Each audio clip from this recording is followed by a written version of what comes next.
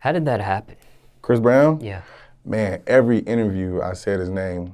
I've been a Chris Brown fan since middle school. And who's your biggest inspiration? Chris Brown. Who can dance to Chris Brown? He's stupid. Who the biggest inspiration? Chris Brown. Who can dance to Chris Brown? You know who owns this McDonald's? Chris Brown. Who was the best teacher in high school? Chris Brown. You know what I'm saying? And so one time this person, somebody showed me a video of him. He was dancing a red nose. And I was like, what? And so they kept asking me to play in this celebrity basketball game for Power 106. And I was like, no, I'm cool. I don't play basketball no more. I'm good. I'm cool. For like a week straight. In the last, like 3 days before the basketball game, it was like, man, we really need you. I said, man, stop. I was talking to my manager, Stretch. Shout out Stretch.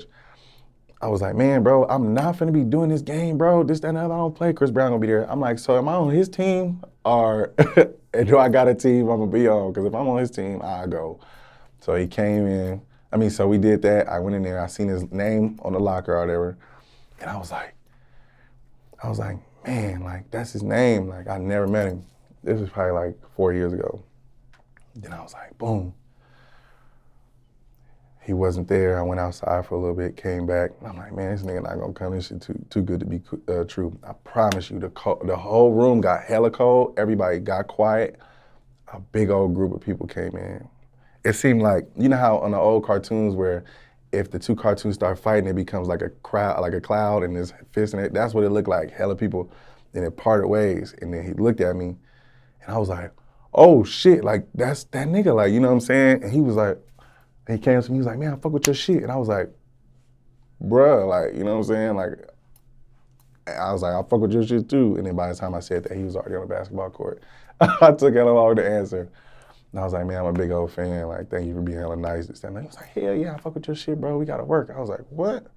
Gave me his number, but then he changed it or whatever. And then I hit him on Instagram and he was like, oh yeah, I changed my number or whatever. We gotta work.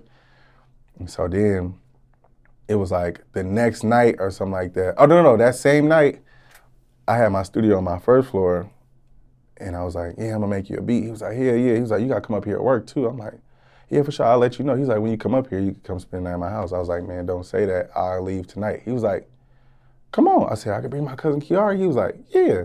Went up there, got there, 6 o'clock in the morning, 4.5 hours. It's a 6-hour drive from my house. I got there in 4.5 hours.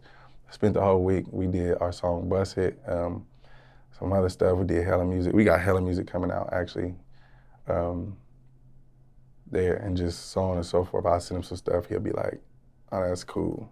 Oh, that's tight. So I sent him Trust Issues. I wrote the whole song, and he was just like, I need that. He did that the next few days, and then it goes on the Indigo album. I was like, bro, I'm flipping out right now. So that's one of the big dubs that I got over the past few years.